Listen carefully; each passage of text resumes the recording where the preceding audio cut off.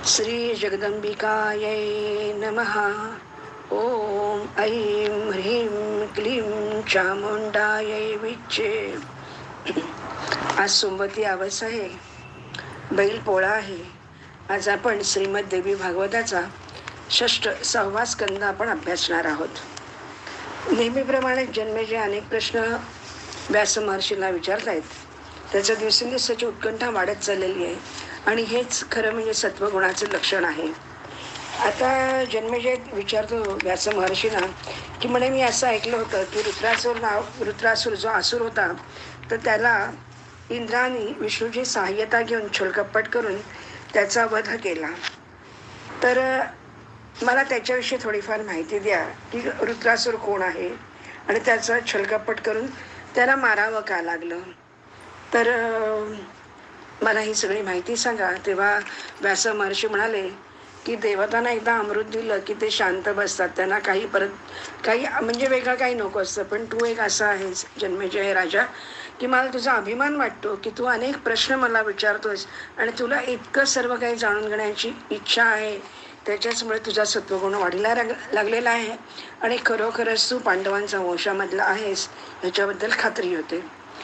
आता व्यास महर्षी त्याला पुढची कथा सांगायला सुरुवात करतायत. तर भगवतीच्या प्रेरणेने नरऋषी सखा नारायण भगवान अत्यंत हजारो वर्ष त्यांनी सेवा केल्यानंतर सुद्धा ते अनेक योनीमधून त्यांनी अवतार घेतले हे तर आपल्याला माहितीच आहे. तर आता मी तुला प्रत्यक्ष वृत्रासूर आणि ही सगळी कथा सांगतो आहे. देवतांमध्ये श्रेष्ठ त्वष्टा नावाचा एक प्रजापती होता. तो महान तपस्वी, देवतांचं कार्य करण्यात कुशल आणि ब्राह्मणांना प्रिय असा तो त्वष्टा होता. आता या त्वष्टाचा अर्थ असा आहे की त्वष्टा हे देवी भागवतात नाही आहे, पण त्वष्टा म्हणजे 12 आदित्यांपैकी एक. आपण बऱ्याच आपल्याकडे आपणच हिंदू लोक खूप चेष्टा वगैरे करतो की 33 कोटी देवेत वगैरे असं. तर हे 33 कोटी म्हणजे 33 प्रकार.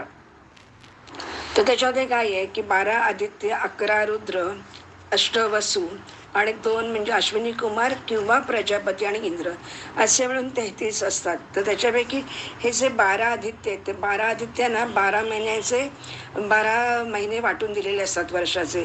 तर त्वष्टा हा पण एक आदित्यच आहे. तर तो खूप श्रेष्ठच आहे, म्हणजे काय प्रश्नच नाही.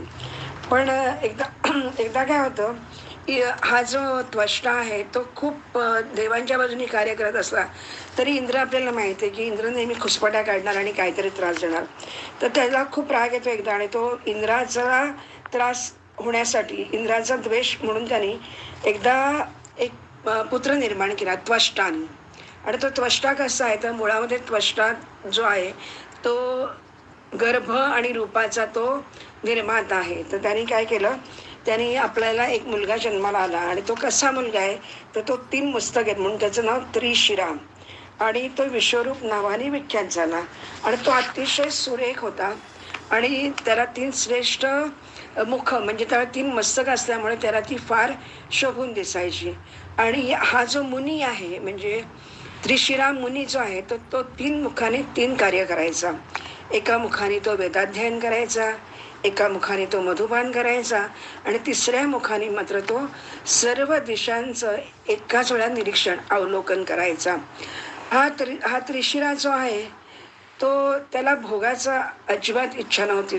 तो त्यागी होता, वैरागी होता आणि अतिशय मृदू संयमी आणि धर्मपरायण तपस्वी होता आणि अत्यंत कठोर तप करणारा होता.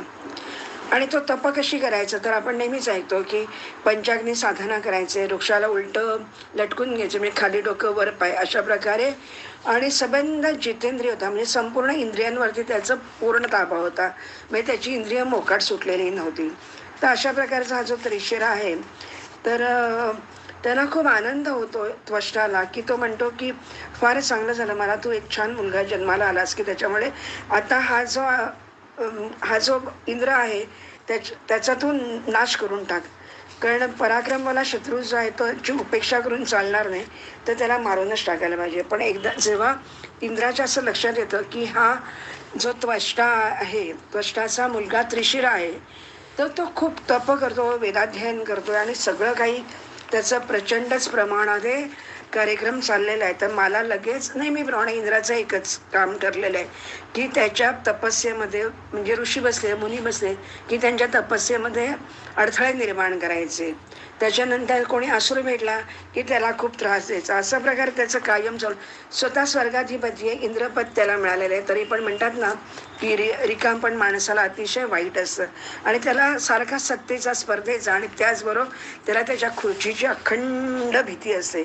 आणि म्हणून त्याला एकदा असं वाटतं की त्रिशिरा जर का आता हा असा एवढं साधना करत राहिला तर एक दिवशी तो माझं इंद्रपद काढून घेईल. आणि म्हणून त्याचा नेहमीप्रमाणे त्याचा विचार सुरू झाला की या त्रिशरा, हा जो त्रिशिरा आहे त्याला आता मारून टाकलं पाहिजे. पण त्याच्यासाठी पहिल्यांदा काय करूया, शक्यतो प्रयत्न करू की माझ्याकडे ज्या सगळ्या स्वर्गलोकीच्या अप्सरा आहेत, रंभा, घृताची, तिलोत्तमा, उर्वशी, या सगळ्यांना तो बोलावतो आणि त्यांना सांगतो की तुम्ही काय वाटेल ते करा. आणि तो तिथे तपस्येला बसलेला आहे, तर तुम्ही तिथे जा आणि त्याच्यावरती शृंगार वेश धारण करा, शरीरा विचित्र हावभाव करा आणि प्रलोभित करा आणि त्याला कामुक करा. म्हणजे तुम्ही कामुक होऊन खूप त्याला त्रास द्या की जेणेकरून त्याचा तपोभंग होईल. आणि मग तपोभंग झाल्यामुळे आपोआपच तो माझं पद काही घेणार नाही, तो इंद्रलोकापर्यंत तो काही येऊ शकणार नाही. तर मग त्या त्याच्याच अप्सरा त्या म्हणतात तुम्ही इंद्रा तू काही काळजी करू नको, आम्ही नृत्य, गीत, हास्य सगळं काही करू, विचित्र विचित्र कटाक्ष हावभाव करू, शरीर विक्षेप करू आणि त्या मुनीला आम्ही मोहित करून त्याला कामलोलूप करू आणि तुझं काम पूर्ण करू. असं करून त्या अप्सरा त्रिशिराच्या जवळ जातात. आणि अप्सरा अनेक प्रकारचे हावभाव करतात, त्या विचित्र विचित्र प्रकारचे चेष्टा, म्हणजे त्याचे चाळे करतात. पण तो हा जो त्रिशिरा आहे तो इतका इंद्रिय त्याच्यावर वश केलेली आहेत त्याने की तो जणू काय गुंगा आहे, म्हणजे मुका आहे, बहिरा आहे आणि आंधळा आहे. अशा प्रकारे तो बिलकुल इकडून तिकडे काही हालत नाही. मग त्या अप्सरा जरूर गाणं, नृत्य, काय काय काय काय करतात, असं करत आश्रमामध्ये राहतात, परंतु काहीही त्याचा उपयोग होत नाही. आणि म्हणून शेवटी त्या कंटाळतात आणि आपला काही इलाज चालत नाही म्हणून ते इंद्राच्या दरबारात येतात आणि त्या इंद्राला सांगतात की तो इतका तेजस्वी आणि कमालीचा तपस्वी आहे की त्याचा काही उपयोग आम्ही करू शकलो नाही, त्याला काही कामोलोलूप तो नाहीच आहे. कारण त्या मुनीचं इतकं धैर्य जराही विचलित होत नाही. पण आम्ही एवढे भाग्यवान की तो तपस्या अगदी करताना एखाद्या अग्नीसारखा तेजस्वी झालेला आहे. आणि जर का नशिबाने त्यांनी चिडला नाही, तो क्रोधित झाला नाही आणि त्या मुनींनी आम्हाला शाप दिला नाही, हे आमचं भाग्य, म्हणून आम्ही आता इथे आलेलो आहोत. हे सगळं ऐकल्यानंतर आता याला प्रश्न पडतो की आता काय करायला पाहिजे. म्हणून मग आता तो बृहस्पतींकडे जातो. आणि मग तेव्हा तो बृहस्पतींकडे तो गेल्यानंतर तो विचारतो बृहस्पतींना की आपण आता काय केलं पाहिजे. म्हणून त्यांचं ते नेहमीप्रमाणे सगळे चालूच असतात. आणि मग कार्यक्रम असे सगळे चाललेले असताना आता तो प्रश्न पडतो की आता काय करूया. म्हणून इंद्र काय करतो, पहिल्यांदा इंद्राचा विचार करत बसलेला असतो की बृहस्पतींकडे जावं, विष्णूकडे जावं, ब्रह्माजीकडे जावं का देवदेवतांकडे, काय करू तरी काय. तेवढ्यामध्ये त्याला समोर एक तक्षा म्हणून त्याचा जो रक्षक आहे तो तिथे दिसतो आणि तो म्हणतो की शेवटी याचा आपण काहीतरी उपयोग करूया. आणि म्हणून तो काय करतो, स्वतःच इंद्र उठतो आणि तो तिथे जातो त्रिशिराच्या इथे आणि त्या त्रिशिराचं मागून मस्तक छाटून टाकतो. ते मस्तक छाटल्या मग त्याला धडापासून त्याचं मुंडकं वेगळं करतो आणि त्याची 3 मुंडकी खाली पडलेली जमिनीवर असतात. पण ही सगळी मुंडकी जे तो गतप्राण होतो, पण प्रत्यक्ष बघितल्यानंतर असं वाटतं की नाही तो मेला नाही, तो अजून जिवंत आहे. इतका तो तेजस्वी असतो आणि त्याच्यामुळे याला खूप भीती वाटते की हा खरंच मेला आहे का नाही. आणि जर का मेला नसेल तर पंचायतच आहे. आणि आता मग हा अर्धवट मरून काही उपयोग नाही, म्हणून त्याला मारलं पाहिजे.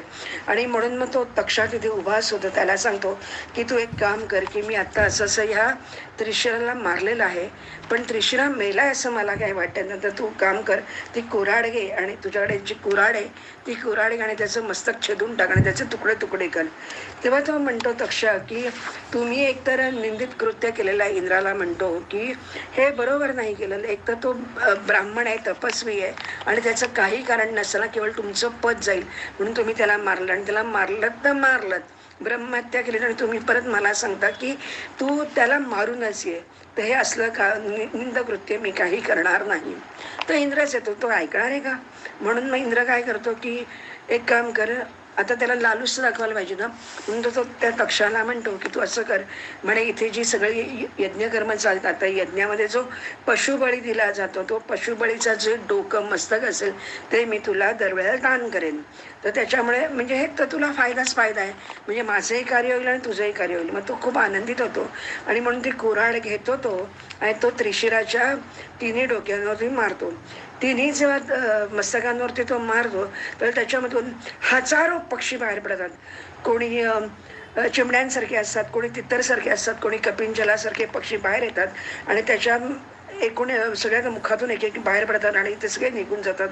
आणि ते सर्व दिशातून निघून गेल्यानंतर आता हा त्रिशिरा नक्की मेला असं होतं. आता लक्षात घ्या, हा विचार करण्यासारखी गोष्ट आहे, कारण त्याला तीन मुख होतं आणि तो वेदाध्ययन करायचा, मधुपान करायचा आणि दिशांचं अवलोकन करायचं. म्हणजे ॲटोमॅटिकली ह्याच्यामध्ये ही सगळी पॉवर होती आणि म्हणून हे सगळे त्याच्या डोक्यातून मस्तकातून म्हणजे काय विचारातून कल्पनेतून हे सगळे जे पक्षी बाहेर पडले त्यांना नकळता म्हणजे ज्याला आपण म्हणतो मुक्ती मिळाली, मोक्ष मिळाली असं म्हणायला हरकत नाही. मग इतकं त्या त्रिशिराचं तपसामर्थ्य होतं.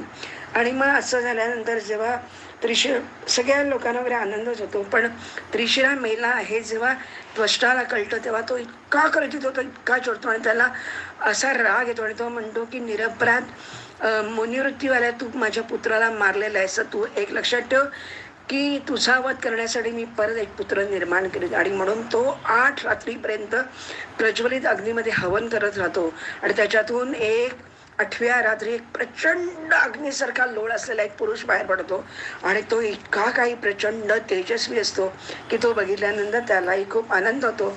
आणि मग तो सांगतो, त्वष्टा त्याला सांगतो की हे तू इंद्र शत्रू माझ्या तपोबलाने तू निर्माण झालेला आहेस. तेव्हा तो म्हणतो की तू एक काम कर, तू पटपट पटपट मोठा होत अशी. मग तो इतका मोठा विशाल काय होतो आणि तो विचारतो, मग तो विचारायला लागतो तो जो आलेला आहे तो की म्हणजे तो असुरच आहे. तर तो विचारतो की माझं नाव काय, मी कुठे राहू आणि मला मला कशासाठी बोलवले. मग तेव्हा तो तुम्हाला एवढी पिताश्री एवढं कसं दुःख झालंय, मी मुलगा आहे तुझा आणि जर का तुला दुःख असेल तर माझा काय उपयोग, काय करू सांगा बरं. समुद्र पिऊन टाकू का, पर्वतांचे तुकडे तुकडे तुकडे करून टाकू का, सूर्याची गती रोखू का देवतासहित इंद्रांना सगळ्या उडवून टाकू का काय करू ते तुम्ही मला सांगा. तेव्हा त्वष्टा प्रसन्न होतो आणि त्याला सांगतो की तुझं नाव रुद्रासुर असं मी ठेवलंय. तर आपण या शब्दाची व्याप्ती पण पाहूया की रुजिन म्हणजे कष्ट, दुसऱ्यांना कष्ट देणारा, त्यांना त्राण त्यांचे म्हणजे खूप हैराण करणारा असं ज्याच्यात सामर्थ्य आहे तो म्हणजे रुद्रासूर. आणि हा त्रिशिराचा तो भाऊ आता झाला म्हणजे.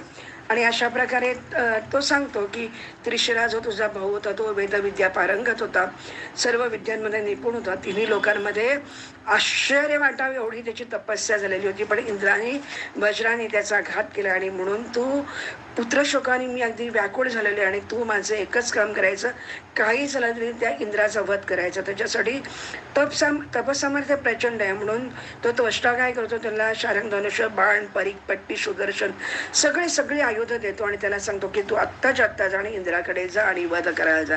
आणि म्हणून तो अमरावतीच्या इथे येतो आणि मग दूध बघतात की कोणतरी अवाढव्य कोणतरी म्हणजे असुर आलेला आहे आणि मग ते जाऊन लगेच इंद्रालाच सांगतात. म्हणून मग सर्वजण एकत्र होतात आणि सगळेजण तिथे महायुद्ध होतं. आणि मग तेव्हा ते गण म्हणजे इंद्राचे जे गण असतात ते म्हणतच असतात की कोणतरी चाल करून येणार हे आम्हाला कळत होतं, कारण अनेक आपल्याला माहिती आहे आपल्याकडे अपशकुन वगैरे आपण खूप मानतो की पक्षी नकोजळ ओरडायला लागले किंवा काही विचित्र आवाज करायला लागले, रडायला लागले तर आपण समजावं की काहीतरी संकट येणार आहे, तर काहीतरी भूकंप होतो, उल्कापात होतो वगैरे अशा प्रकारच्या काहीतरी आपल्याला आपण ज्याला म्हणतो ना चिन्ह आपल्याला मिळतात.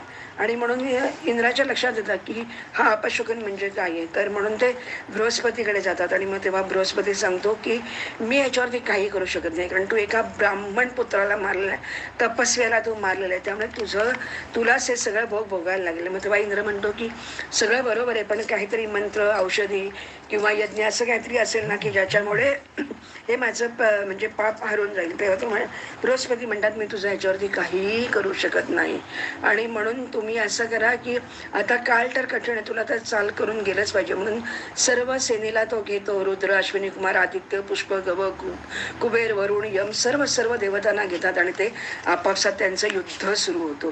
आणि मग तिथून युद्ध सुरू झाल्यानंतर खूप प्रचंड प्रमाणात युद्ध होतं, पण काहीही त्याचा उपयोग नाही. तर मग आता काय करायचं? आणि म्हणून मग ते विचार करतात की आता आपण पुढे काय, म्हणजे आता ह्याला तर मारायलाच पाहिजे, काहीतरी केलं पाहिजे. आणि म्हणून पण इकडे त्वष्टा असतो, तो पण हुशार असतो. तो त्वष्टा सांगतो तू एक काम कर, की रुद्रासुराला सांगतो की हे सगळं छान झालं, आता तू त्यांना हरवलंयस वगैरे सगळं कबूल आहे, पण तू तर परत तपश्चर्याला बस आणि तपश्चर्येतून असा काही वर मागून घे की कोणीही तुला मारू शकणार नाही. म्हणून तो जातो, म्हणजे हा जो आहे रुद्रासूर, तोही तपश्चर्या करतो आणि तो सांगतो, म्हणजे इंद्र म्हणजे त्वष्टा त्यांना सांगतो की तपानी काय होतं, तपानी लक्ष्मी प्राप्त होते, तपानी उत्तम राज्य प्राप्त होतं, तपानी बलाची वृद्धी होते आणि संग्रामात अगदी 100% विजय मिळतो. आणि म्हणून तो तिथे जा. आणि म्हणून तो ब्रह्मदेवाची आराधना करतो, खूप कठीण असं व्रत करतो. आणि मग तो सांगतो की मी अशासाठी व्रत करतोय की या तपस्वी पुत्राला जरी मारलेले आणि त्याच्यामुळे शांती काही मिळत नाही, तर मी त्याच्यासाठी म्हणजे तपस्या करतोय. म्हणून गंधमादन पर्वतावरती जातो, नदी किनारी गंगेमध्ये स्नान करतो आणि तो जल अन्न त्याग करतो आणि ध्यानाला बसतो. आणि सर्व झाल्यानंतर प्रत्यक्ष ब्रह्माजी तिथे येतात आणि त्याला विचारतात की तुला काय पाहिजे. तर तेव्हा तो सांगतो की इंद्राला मारणारा असा मला, म्हणजे मारेल असा वर द्या. त्याचबरोबर कुठल्याही प्रकारचे इंद्राने गंधर्व, यक्ष, नाग, सर्प, किन्नर, विद्याधर, अप्सरा अनेक देवदूतांना त्यांनी माझ्याकडे पाठवलं आणि तो मायावी जो आहे तर त्याच्यामुळे त्यांनी अनेक तपामध्ये विघ्न घातली, तरी सुद्धा मी काही केलं नाही. तर मी त्वष्टापुत्र आहे, त्याच्यामुळे जो रुद्र आहे तो मी अजिबात विचलित होणार नाही. आणि म्हणून चतुर्मुख ब्रह्मा म्हणतो की तुला काय पाहिजे. तर तेव्हा तो सांगतो की मला इंद्राला मारणारा, म्हणजे मारता आलं पाहिजे. तर पण इंद्र मग तो म्हणतो की काय करायचं. तेव्हा तो सांगतो की जर का मला, सगळ्यांना सगळं माहिती आहे की मृत्यू येणारच आहे, जन्म आहे, मृत्यू आहे सगळं. मग तेव्हा तो सांगतो की माझी फक्त एकच अट आहे, जर का मी मरणारच असेल तर मला लोखंडाचं काठीचं किंवा सुखा किंवा ओला असे जे लाकडापासून जी अस्त्रशस्त्र बनलेली असेल त्याच्यापासून मला मृत्यू येता कामा नाही. सुख नको, ओलं नको, म्हणजे दगड नको, लाकूड नको, कशाने माझा मृत्यू आला नाही पाहिजे. आणि दिवसा नको, रात्री नको, अशा प्रकारे मला आलाच जर का तर तो मृत्यू येऊ दे. तर एक लक्षात ठेवायचं नाही, आपण जेव्हा आपण या कथा वाचतो, ऐकतो ना, असं लक्षात येतं की जेव्हा ते तपस्या करतात तेव्हा त्यांच्या तपस्येसाठी देवांना तिथे पाचारण करावं जावंच लागतं. नॉर्मली ब्रह्मदेव किंवा शिवजी असेच येतात. म्हणून मग ते त्यांच्याकडून विचारून घेतात की तुला काय वरदान देऊ. तर त्यावेळेला ते माया आहे ना, शेवटी भगवती देवी आहे, तर ती अशीच माया करते की वरदान मागताना सुद्धा ते असंच सांगतात की त्याच्यामध्ये काहीतरी त्रुटी असेल असं. तर हा पण तसंच सांगतोय ना की मला म्हणजे ओला नको, सुका नको, दिवस नको, रात्र नको, म्हणजे अस्त्रशस्त्र म्हणजे कसं नको, तर लाकडाचं, दगडाचं किंवा लोखंडाचं ह्याच्यापासून बनवलेल्या अस्त्राने माझा जीव जाता कामा नाही. तर हे सोडून अशा अनेक गोष्टी आहेत की त्याच्यामुळे तो मरू शकतो म्हणून. तर तेव्हा ब्रह्मदेव त्याला तथास्तु म्हणतो. आणि मग हा परत रुद्रासुरी येतो, इथे घरी येतो आणि तो म्हणजे त्वष्टाला सगळं सांगतो आणि मग त्याला खूप आनंद होतो. आणि मग अशा प्रकारे आता परत तो आता खूप स्ट्रॉंग झाला आहे. म्हणून परत इंद्र आणि या सर्वांमध्ये परत युद्ध सुरू होतं. युद्ध सुरू झाल्यानंतर प्रत्यक्ष रुद्रासूर काय, तो रुद्रासूर म्हणजे एवढा भयानक आहे. तो रुद्रासूर काय करतो की इंद्राचं कवच फोडतो आणि त्याचा तो ऐरावत पाडून टाकतो. आणि तो इंद्र मोठा जबडा उघडतो, हा रुद्रासूर, आणि इंद्राला गिळूनच टाकतो. तर इंद्राला गिळून टाकल्यानंतर मात्र सगळ्या देवतांच्या राज्यामध्ये हाकार माजतो की आता इंद्रच गेल्यानंतर आता करायचं काय. आणि म्हणून ते सर्वजण आता तिथे बृहस्पतीकडे जातात आणि त्यांना सांगतात की अहो हे काय झालंय बघा, नसतंच होऊन बसलंय. तेव्हा बृहस्पती सांगतात तुम्ही काही काळजी करू नका की तो अजून मेलेला नाही, इंद्र अजून जिवंत आहे. तर तुम्ही एक अशी काही म्हणजे युक्ती करा की जांभाई, तुम्ही सर्व देवता आहात तर तुम्ही अशी मोठी जांभाई द्या आणि मग त्या जांभाईमुळे काय निर्माण करा, शक्तिशाली आणि शत्रुनाशिनी असं जांभाईचं तुम्ही सृजन करा. आणि ती जांभाई रुद्रासुराला आली की त्या रुद्रासुराला जांबाई आल्यामुळे तो जांबाई आहा उघडेल, त्याचं मुख उघडेल आणि त्या मुखातून इंद्र बाहेर पडेल आणि अशा प्रकारे इंद्र जिवंत आहे. आणि म्हणून खरोखर ते देवता, शेवटी त्यांच्याकडे पण ती ताकद आहे म्हणून ते देवता जांबाई सृजन करतात आणि त्यामुळे आपोआपच रुद्रासुराला जांबाई येते आणि त्याचं जांबाई आल्याबरोबर इंद्र काय करतो, अगदी सूक्ष्माती सूक्ष्म स्वतःचा देह करतो आणि त्याच्यातून तो बाहेर पडतो. आणि अशा प्रकारे शेवटी काय होतं की जरी काही केलं तरी तिन्ही लोकांवरती रुद्रासुराचं आता राज्य चालू होतं आणि पराक्रमहीन इंद्र परत एकदा पराजित होऊन परत तो इथे येऊन जातो. त्याच्या लोकांमध्ये सगळेच जण जातात, निघून जातात. पण आता रुद्रासुराचं काय होतं, रुद्रासुर तिन्ही लोकांवर राज्य करतो. कामधेनू, कल्पवृक्ष, अप्सरा, समूह, सगळं रत्न, अमृत, सगळं सगळं काही त्याला आता मिळायला लागतं. आणि म्हणून त्यामुळे देवता सर्व पर्वतांमध्ये इकडे तिकडे गुहेमध्ये लपून बसत. आता काय करावं, काही कळेना असं होतं. आणि म्हणून मग ते सगळेजण उठतात, ब्रह्माजीला पुढे करायला आणि विष्णू लोकांमध्ये निघून जातात. तर विष्णू ते सांगतात की विष्णू म्हणतो की मी अगोदर पण आधी छळकपट करून अनेक दैत्यांना म्हणजे त्यांचा वध केलेला आहे, तर तसंच आता आपल्याला काहीतरी करावं लागेल. आणि म्हणून वैकुंठधामामध्ये सर्व देवता जातात आणि पुरुष सुक्तानी, म्हणजे पुरुष सुक्ताचं किती महत्त्व आहे हे इथे जाता जाता मी सांगते. पुरुष सुक्तानी त्याची स्तुती केल्यानंतर विष्णू सांगतो की तुम्ही असं करा, मी पूर्वी बलीलाही बांधलं होतं आणि बली वामन असे अवतार घेऊन पण मी त्यांना नेस्तनाबूत केलं, त्याच्याबरोबर अमृत पण त्यांच्याकडून काढून घेतलं होतं दैत्यांकडून. आणि अशा प्रकारे मी कायमच छलकपट करून तुम्हाला सर्व काही देतो आणि राक्षसांचा विनाश करतो. पण रुद्रासुराचं वध अतिशय कठीण आहे, तो कुणाहीकडून म्हणजे मरणार नाही आहे. तर त्याच्यामुळे तुम्ही एकच काम करा की तुम्ही म्हणजे सामदामदंड भेद असतं तशा प्रकारचं तुम्ही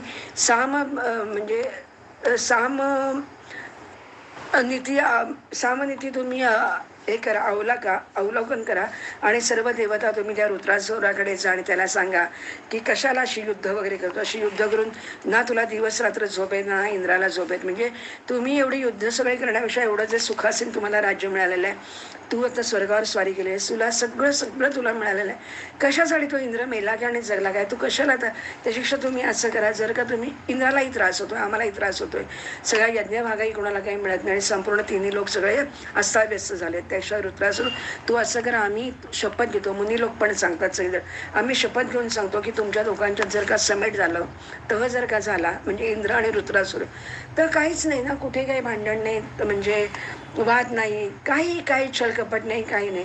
तर तुम्ही दोघं जण एकत्र जर का आलात तर सगळीकडे तिन्ही लोकांमध्ये आनंद भरून राहील. तर रुद्रासुर म्हणतो की खरं म्हटलं तर मी या कोणावरती विश्वास ठेवत नाही, पण माझा मुनी लोकांना, ब्राह्मणांवरती अतिशय विश्वास आहे आणि म्हणून तुम्ही तरी काय असं शपथ घेऊन ती मोडणार नाही याची मला खात्री आहे. आणि म्हणून मी त्याच्याबरोबर म्हणजे हात मिळवायला तयार आहे. मग ते इंद्राला घेऊन येतात आणि ते दोघांच्यामध्ये आता प्रेम निर्माण होतं, मैत्रीचा धागा निर्माण होतो. आणि रुद्रासुर हा अतिशय साधा सरळ आहे आणि मग तो हा विश्वासघात नाही माझा करणार असं वाटत असतं. परंतु तो इंद्र आहे, तो काही झालं तरी त्याच्या मनातलं जे आहे की रुद्रासुराला मारायचा, त्याचा विश्वासघात करायचा आणि त्यामुळे त्याचा काही अखंड विचार चालूच असतो. आणि मग तो शेवटी काय करतो की विष्णू सांगतो आता की तुम्ही एक काम करा की मी असं मधुकैटभांना सुद्धा जेव्हा मारलं होतं तर त्यावेळेला सुद्धा मी जी भगवती माया आहे ती तिने मोहामध्ये टाकलं, त्यांना कामवासनेत शुंभ सगळे असे कामवासनेने ती मोहित करते आणि त्याच्यामुळे ते असुर असतात ते बेसावत होतात आणि मी त्यांना मारू शकतो. तर तू आत्ता पण देवी जगदंबेची तुम्ही आराधना करा आणि मग तिची स्तुती करा. ती प्रसन्न झालं की आपल्याला कठीण काहीच होणार नाही. आणि म्हणून आता गंमत अशी होते की तो सांगतो विष्णू की तू एक काम कर की त्याला सांगितलंय उलं सोक नको, काष्ट नको, लोह नको, आमकं कसंही असं नको. तर आपण आता असं करूया, काहीतरी असं शोधून काढूया की तू एक असं म्हणजे काहीतरी शोध घेऊया आपण असा की ज्याच्यामुळे त्याचं तर वरदान म्हणजे योग्यच ठरेल पण त्याचा नाशच होईल. आणि म्हणून काय होतं, एक दिवशी असा इंद्र सगळीकडे त्याला घेऊन फिरत असतो. एक दिवशी तो समुद्राकाठी असं संध्याकाळी फिरत असतो त्याला घेऊन आणि पाहत होतो की रुद्रासुराचा पुढे पुढे पुढे पुढे जात असतो आणि मातेने जगदंबेने त्याला सांगितलेलं असतं की ह्याला इंद्राला की तू एक काम कर की मी त्याला मोहित करीन आणि माझ्या शक्तीने तू त्याला मारून टाक.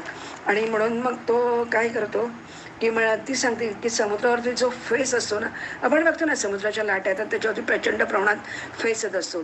आणि म्हणून हा असा वृत्रासूर जात असतो. तर तेव्हा तो तेवढ्यात काय करतो की मागून इंद्र पाहतो की तो चाललेला आहे, संध्याकाळची वेळ आहे, म्हणजे सकाळ नाही रात्र नाही, म्हणजे संध्याकाळची, म्हणजे हा क्षण टिपलाच पाहिजे आता मला. आणि म्हणून तो विष्णूचं स्मरण करतो. त्यावर विष्णू सूक्ष्म रूपाने त्याच्या वज्रामध्ये स्थापित होतात आणि मग ते देवीची प्रार्थना करतात. त्यावर देवी शक्ती देते आणि देवी त्या ते जे अस्त्र असतं म्हणजे वज्र असतं इंद्राचं, त्या वज्रामध्ये विष्णू लपलेला आहे आणि ते अस्त्र त्या फेसामध्ये काय करतो, अलगद इंद्र तो फेस उचलतो समुद्रावरचा आणि त्या फेसामध्ये ते अस्त्र घालतो आणि मागून त्याचा वध करतो. आणि अशा प्रकारे सगळीकडे आनंदी आनंद आनंद आनंद होतो आणि देवी तिचं काम करते आणि ती निघून जाते. आणि अशा प्रकारे रुद्रासुराला विश्वासघाताने हे सगळे लोक मारतात. हे जेव्हा ह्यांना कळतं, ऋषींना पण कळतं, सर्वांना कळतं. आणि मग त्यांनाही असं वाटायला लागलं की आपण हे अतिशय चुकीचं करून बसलेलं, आपणही त्याचा विश्वासघात केलेला आहे आणि केवळ आपल्यामुळेच तो तयार झाला होता, पण हे काही बरोबर झालेलं नाही आहे. आणि जेव्हा प्रत्यक्ष त्वष्टाला हे कळतं तर तेव्हा त्वष्टा मात्र त्याला अक्षरशः शाप देतो आणि त्याला सांगतो की तूही असाच इंद्रपदावरून खाली येशील. आणि अशा प्रकारे आता हा त्वष्टा मग नंतर निघून जातो, म्हणजे तो त्याचा कार्यकाळ संपून जातो. आणि मग मात्र काय होतं की सगळीकडे आता खूप आनंद तर झालेला. आता त्याचा म्हणतात तशा त्याचं इंद्रपद तर राहिलेलं आहे, अबाधित राहिलेलं आहे. रुद्रासुर मेला, त्रिशिरा मेला, आता काही भीती नाही. आणि प्रत्यक्ष देवीने त्यांना वाचवलेले आहे. आणि म्हणून इंद्र काय करतो की भगवती देवीचं मंदिर बांधतो, नंदनवनामध्ये बांधतो आणि विष्णूची पण आराधना म्हणजे विष्णूचंही पूजन करतो. आणि अशा प्रकारे हे सगळं झाल्यानंतर आता तो खरा आनंदात असायला पाहिजे, पण कसं असतं आपलंच चुका, आपलंच मन हे आपल्याला मारत असतं नेहमी. बाहेरचे लोक काय बोलतील नाही बोलतील हा तर भाग नंतरचा, पण मनासारखा वैरी दुसरा कोण नाही. मग नंतर त्याला खूप अस्वस्थ वाटतं की मी हे काय करून नसतो. एका ब्राह्मणाला मी मारला तर तो देवांच्या बाजूचा होता, त्वष्टा तर केवढा मोठा होता आणि तो आदित्यानं म्हटलाय, आणि तरी मी म्हणजे त्याच्या मुलाचा दुसऱ्या मुलाचा वध केला, हे काय बरोबर केलं नाही. आणि आता ही बघता बघता चर्चा सगळीकडे होते. तर तेव्हा विष्णूकडे पण म्हणजे विष्णूच्याही लक्षात येतं की आपण त्याच्यामध्ये सहभागी होतो. प्रत्यक्ष मारले त्यांनी, इंद्रानेच मारलेले, आणि म्हणून काय पाप पुण्य प्रायश्चित्त ते त्याला भोगायला लागेल.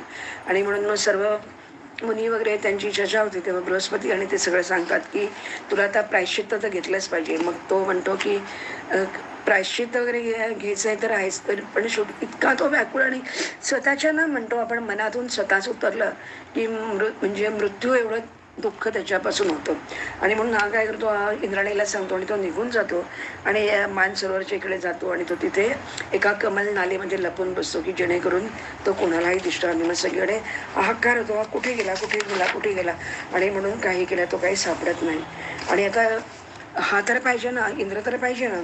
आणि म्हणून मग आता काय होतं, हा जो आपल्याकडे राजा नहुष असतो म्हणजे ययातीच्या वंशातला, रघु वंशातला, तर तो नहुष राजाला आता इंद्र करतात. आता कारण त्याची पण तपसामर्थ्य आणि सगळंच त्याचं इंद्रपद घेण्याएवढी त्याची म्हणजे ताकद असते, लायकी असते. आणि म्हणून तो नहुषाला आता स्वर्गाधिपती तो इंद्र होतो. आणि मग आता तो नहुष स्वर्गापती झाला, इंद्रपती झाला.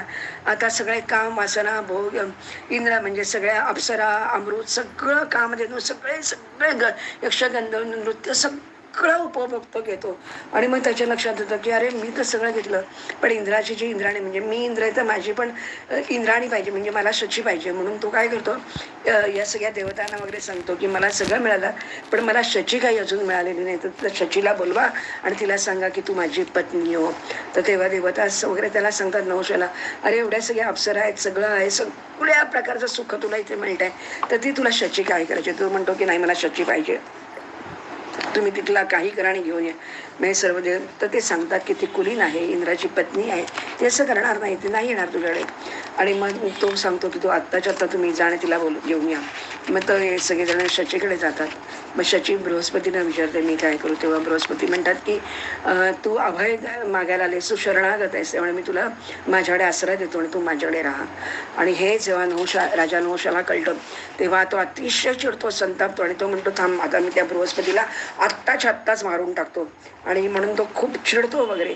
आणि मग नंतर तो काय करावं काय करावं असा म्हणजे चिडतो. या देवतांना प्रश्न पडतो आता काय करावं म्हणून तो शेवटी शचीला बोलवून घेतो आणि तिला सांगतो की तू माझी आता राणी बनली पाहिजे. तेव्हा ती सांगते की आता मी एक काम करते की तुमचं म्हणणं बरोबर आहे, पण बृहस्पती देवता लोक आणि सगळ्यांना असं म्हणणं पडतं की आपण त्याला हळूहळू समजूया.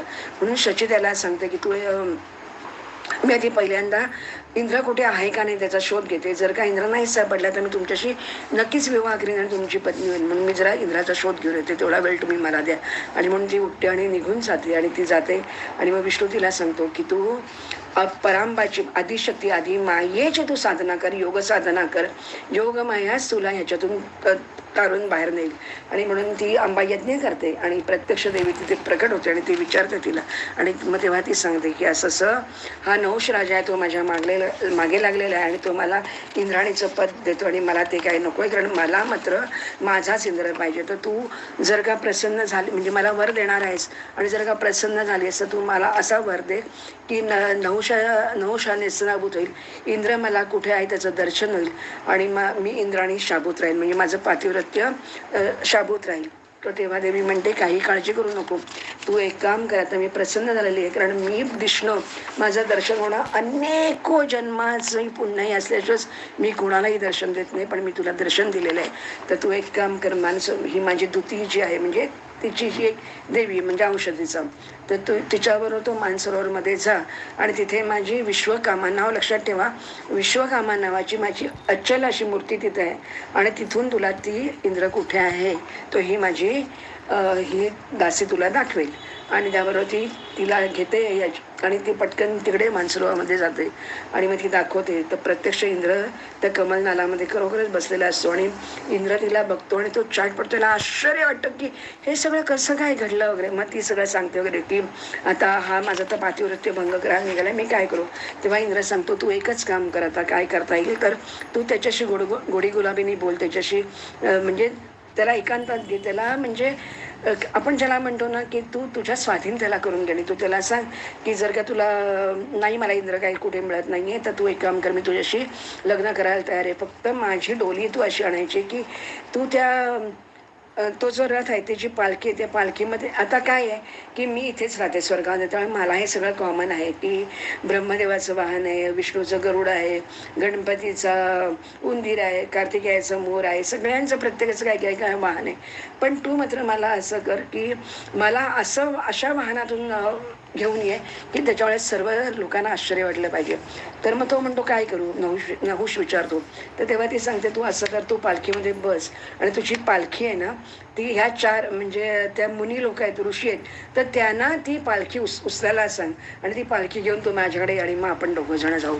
तर नहुष आता कामात पीडित झाला, मोहित झाला योगमायेने आणि त्याला खरंच खूप आनंद वाटतो आणि तो म्हणतो अरे वा, इथं माझ्यावर आता खुश झाले, ज्या अर्थी हिनेच मला उपाय सांगितलाय की मला कशी माझी डोली आणायची. तर म्हणून तो सर्व ऋषींना बोलावतो. त्याच्या ते अगस्तीसह ते ऋषी येतात आणि त्यांना तो सांगतो की मला इंद्राणीकडे जायचं आणि इंद्राणीला आपल्याला घेऊन यायचं आहे या पालखीतून, तर तुम्ही सर्वांनी ही पालखी व्हायची. आणि म्हणून ते सर्व ऋषीमुनी त्यांचं ठरलेलं आहे सगळ्यांचं ना, ते ऋषीमुनी सगळेजण त्याची पालखी व्हायला लागतात. पण गंमत अशी आहे की तो का काही कामातूर झालाय की त्याला क्षणभरही चैन पडत नाही, कधी ती इंद्रायणी सुंदर आहे की मी उपभोगतो असं त्याला झालेलं असतं. आणि म्हणून तो नहुष राजा काय करतो, पालखीत बसलेला असतो तर त्या पाय घेतो आणि त्या पायाने त्या अगस्त्य ऋषींच्या मस्तकाला मारतो आणि तेवढं करून तो थांबत नाही. आणि मग तो आणि त्याचबरोबर तो हातामध्ये एक चाबूक घेतो आणि तो चाबूक त्यांच्या पाठीवरती कोरडा ओढतो. त्याबरोबर अगस्त्य ऋषी येत होते जे अक्षरशः म्हणतात तशागत ज्यांनी एका आचमनामध्ये समुद्र पिऊन टाकला, बल दानवाचा ज्यांनी म्हणजे नाश केला, अशा त्या अगस्त्य ऋषींच्या ते तो वाट्याला गेल्यानंतर अगस्त्य ऋषी त्याला शाप देतात. आणि मग कणासारखा म्हणतो ना की सर्प सर्प सर्प सर्प, सर्पचा अर्थ काय, सर्प सर्प म्हणजे लवकर चला लवकर चला लवकर चला. तर मग अगस्त्य ऋषी त्याला म्हणतात थांब, सर्प सर्प तू सर्प हो आणि तू आता इंद्राचा पत्त तुझं गेलंच आणि त्यावरती तू पृथ्वी पातालामध्ये अजगरा योनीमध्ये जाऊन पड. आणि अशा प्रकारे तो नहुष राजा जो स्वर्गाधिपती इंद्र झालेला असतो तो केवळ आणि केवळ कामातून विषय भोगासाठी आणि भगवतीच्या मायेने म्हणजे आच्छादित झालेला तो त्या इंद्राणीच्या भोगासाठी हे सगळं करतो. ऋषीमुनींना म्हणजे ऋषीमुनींचा अपमान करतो, त्यांना पाय लावतो, त्यांना मारतो, त्याच्यामुळे त्याच्या वाट्याला काय सर्पयोनी येते. तर त्याबरोबर तो सर्पयोनीत पडतो आणि मग हे सगळीकडे हाहाकार असतो, खूप सगळ्यांना आनंद होतो. आणि मग सर्व देवता वगैरे जाऊन इंद्राला सांगतात. त्यावर इंद्र म्हणतो की नाही, जो वेळ यायला हवी वगैरे सगळं म्हणून. आणि म्हणून मग विष्णू इंद्राकडे जातो आणि त्याला सांगतो की हे जे तुझं ब्रह्महत्येचं पातक आहे, तर हे पातक तुझं भयंकरच मोठं आहे, पण तरी सुद्धा जर का त्या 4 जणांनी हे वाटून घेतलं तर तू ब्रह्महत्येच्या पातकातून मुक्त होशील. तर कोण आहेत 4 जण? तर पृथ्वी, समुद्र म्हणजे पाणी, जल, त्याच्यानंतर स्त्री आणि वृक्ष, असे 4 जण. म्हणजे आपल्याला माहिती आहे की झाड कापल्यानंतर चीक येतो तिथून, त्याच्यानंतर बाई असेल ती रजस्वला होते, त्याच्यानंतर पाणी असं. तर काही ठिकाणी बघा आपण असं फेस आलाय वगैरे बघतो, किंवा पृथ्वी जमीन आपण खणत असताना तिथे ती अशी पांढरा वगैरे जमीन दिसते. तर ही सगळी ती पातकं आपल्या इंद्राची तिथे तिथे असतात. आणि अशा प्रकारे इंद्र या पापातून मुक्त आणि तो इंद्रपदी परत आरूढ होतो. सगळेजण त्याला घेला जातात आणि त्याचा परत एकदा अभिषेक होतो. तर अशा प्रकारे हे सगळं वाचल्यानंतर अशा मनामध्ये, आपल्या मनामध्ये येतं की किती मोठं काम. म्हणजे पहिल्यांदा आपण साधना कर कर कर करायची. साधना केल्यानंतर आपण प्रारब्ध योग, गहना कर्मणो गती, आपल्याला कर्माची गती कळत नाही. कर्म तर आपण करतो, पण त्या कर्मामधून काय निर्माण होणार आहे ते आपल्याला शेवटपर्यंत काही कळत नाही. आणि म्हणून कर्माची गती अतिशय कठीण आहे. आणि म्हणून आता ते व्यासमुनी त्याला सांगतात की वृत्रासुराला मारणं हे काय फार मोठा, म्हणजे वृत्रासुराला त्याच्यामधून काही वाटलंच नाही, कारण तो त्वष्टाचा मुलगा आहे. आणि पण त्वष्टाला सुद्धा म्हणजे त्वष्टाने देवतांचं सगळं कार्य केलं तरी सुद्धा त्यालाही ते भोग होते. त्याचबरोबर त्रिशिरा सुद्धा. प्रत्येकाला आपल्या आपल्या कर्मानुसार ते ते कर्म करून परत प्रारब्ध भोग हे भोगावेच लागतात. तर अशा प्रकारे आपण हा 6व्या स्कंधामध्ये आता हे खूप कथानक विचार करण्यासारखे. आपण जेवढा विचार करू त्याच्यावरती तेवढा तो कमीच आहे. आणि म्हणून प्रत्येकाने शुभाशुभ कर्म करताना नेहमी मनामध्ये चांगलंच पाहिजे. आपण बऱ्याच असा विचार करतो, हा देवदेवतांनी असं केलं, ह्याची बायको त्यांनी पळवलं, त्याचं हे केलं. एक लक्षात घ्या की साधना करायची आहे, पण त्याच्यानंतर जेव्हा तुम्ही त्या उच्चपदाला आरूढ होता तर त्यावेळेला तुम्हाला काय करायचं नाही हे लक्षात ठेवा. काय करायचं ते तर तुम्हाला माहितीच असतं. आणि म्हणून इंद्र असतो तो कधीतरी त्या कमल नालेमध्ये जातो. विष्णू असतो तो अनेक जन्म सुकर मुकर वानर असे सुद्धा त्याला हे शाप मिळतात आणि घ्यायला लागतात. म्हणून काय आहे की कधीही कुठच्याही याच्यामध्ये तुम्हाला, म्हणजे ही जी माया, ही जी भगवती आहे, ही जी पराशक्ती आहे, परमात्म्याची जी पराशक्ती, जोपर्यंत तुम्ही तिला वश करून घेत नाही तोपर्यंत तुम्हाला मुक्ती नाही, मोक्ष नाही. हे सगळं आपल्याला हे कथानक सांगतात. हरिओम तत्सत.